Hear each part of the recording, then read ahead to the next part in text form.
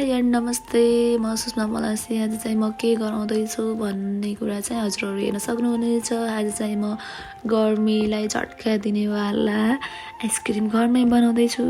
त्यो कसरी बनाउँदैछु भन्ने कुरा चाहिँ हजुरले हेर्न सक्नुहुनेछ।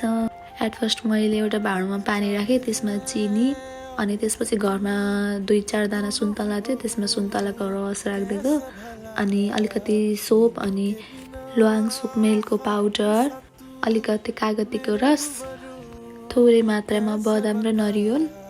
यति नै मसँग घरमा सामान थियो, त्यो मैले राखेर एउटा भाँडोमा मिक्स गरेर केही बेरसम्म त्यो त्यसमा गल्न दिएँ। चिनी अलिकति मिक्स हुन टाइम लाग्छ नि त। त्यसपछि मैले फटाफट मसँग प्लास्टिकको कप थियो, त्यसमा चाहिँ मैले भरेर त्यसमा चाहिँ मसँग यो आइसक्रिम खानेवाला त्यो थिएन, मैले चाहिँ सिन्काको बनाएर हालिदिएँ त्यसमा र मैले डिप फ्रिजमा चाहिँ राखिदिएँ। त्यसपछि 7-8 घन्टापछि खोलेर हेरेको आइसक्रिम त जमिसकेछ। त्यसपछि मैले मेरो भान्जे बाबुलाई र भान्जीले दिएँ र म पनि खाँदैछु। मिठो जस्तो छ, खै खाएर टेस्ट गर्नु पर्यो है।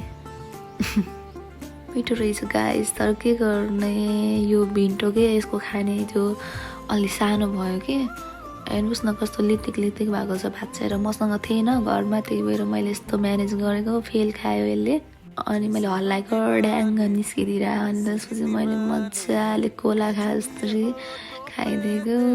खान मिलिरहेको थिएन अनि मैले त्यसैमा कच्याङ गरेर फुटाएर चम्मचले खाँदैछु गाइस। जे होस् खानामा चाहिँ एकदम मिठो टेस्टी भएको थियो। कस्तो गर्मी भइरहेको थियो, चिसो भएर राहत मिल्यो कि के आनन्द आइदिएर।